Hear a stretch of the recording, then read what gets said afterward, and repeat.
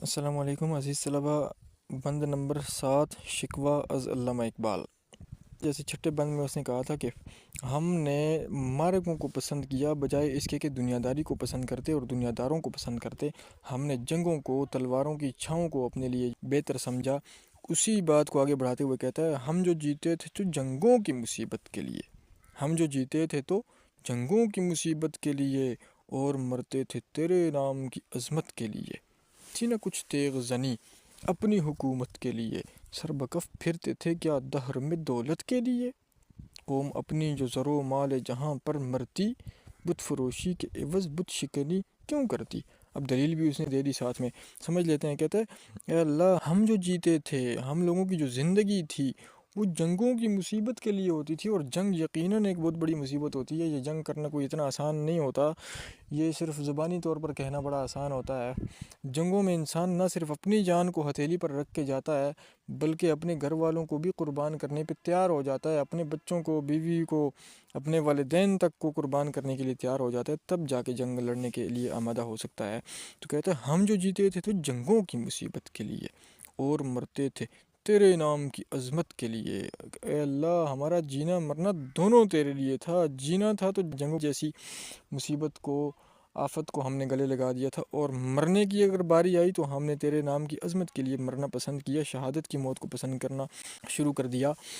اور تھی نہ کچھ تیغ زنی اپنی حکومت کے لیے، تیغ زنی تلوار چلانا، کہ ہم جو تلوار چلایا کرتے تھے، اے اللہ تیرا شاید یہ خیال ہو کہ ہم اپنی حکومت کے لیے جو یہ سارے کام کرتے رہے ہیں، حکومت حاصل کرنے کے لیے، دنیا میں اپنی حکومت بنانے کے لیے جو یہ کرتے رہے ہیں، تو ایسا نہیں ہے۔ تھی نہ کچھ تیغ زنی اپنی حکومت کے لیے، سر بکف پھرتے تھے کیا دہر میں دولت کے لیے۔ کیونکہ دلیل کے ساتھ بات کر رہا ہے نا، اقبال کہتا ہے کہ اگر اپنی حکومت کے لیے یہ سب کچھ ہوتا تو دیکھیں ذرا، سوچنے کی بات یہ ہے کہ سر بکف پھرتے تھے۔ سر بکف، ہتھیلی پر جان رکھنا، کف کہتے ہیں ہتھیلی کو، سر بکف ہتھیلی پر جان رکھنا، یعنی جان ہتھیلی پر رکھ کے اپنی جان کو قربان کرنے کے لیے مکمل طور پر تیار کر کے، سروں سے کفن باندھ کے نکلتے تھے۔ تو کیا یہ عقل کی بات ہے کہ دہر میں دولت کے لیے انسان اپنی جان قربان کر لے؟ بھئی جان رہے گی تو تب جا کے جہان ملے گا، جان ہوگی تو جہان کا کوئی فائدہ ہوگا نا۔ دلیل کے ساتھ کہہ رہا ہے کہ سر بکف پھرتے تھے کیا دہر میں دولت کے لیے۔ دہر دنیا کو کہتے ہیں، زمانے کو بھی کہتے ہیں، کہ اس زمانے میں یا دنیا میں دولت کے لیے ہو سکتا ہے کبھی ایسے۔ یہاں پہ سوالیہ نشان ہونا چاہیے، لیکن سوالیہ نشان اس لیے نہیں ہونا چاہیے کہ سوال پوچھا جا رہا ہے، بلکہ اس لیے کہ وہ نفی کا مفہوم دے رہا ہے۔ نہیں بھائی، ایسا نہیں ہو سکتا، سر بکف پھرا نہیں جا سکتا دولت کے لیے۔ ہاں، قوم اپنی جو زر و مال جہاں پر مرتی، بت فروشی کے عوض بت شکنی کیوں کرتی۔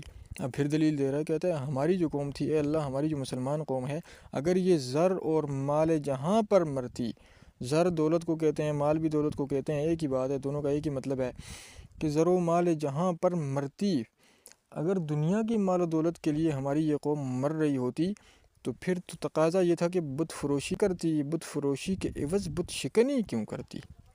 یعنی ہمیں تو پھر بت فروشی کرنی چاہیے تھی، بت فروشی یعنی بتوں کو بیچنا چاہیے تھا، بت بیچ کے پیسے کمانے چاہیے تھے، بت بنا کے پیسے کمانے چاہیے تھے۔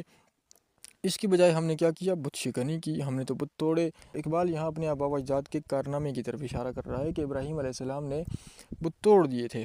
اگر وہ بتوں کو تسلیم کر دیتے تو نہ جانے کتنے پیسے کمائے جا سکتے تھے۔ ان کے والد جو ہے وہ اس وقت دنیا کے ایک مشہور ترین بت تراش تصور کیے جاتے تھے۔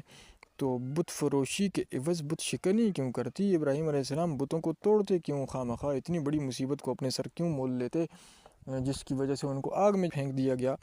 تو یہ تو ہو ہی نہیں سکتا تھا۔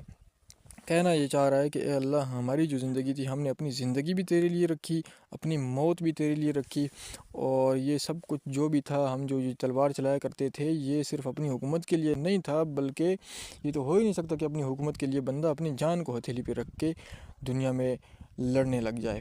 دولت کے لیے بھی نہیں ہو سکتا، بلکہ یہ کس لیے ہو سکتا ہے؟ یہ اللہ صرف تیرے نام کی عظمت کے لیے ہو سکتا تھا۔ اگر ایسا ہوتا تو پھر بت فروشی کے عوض، بت فروشی کے بدلے میں بت شکنی کبھی بھی نہ ہوتی۔ اگلے بند کے ساتھ پھر حاضر ہوتے ہیں۔ والسلام۔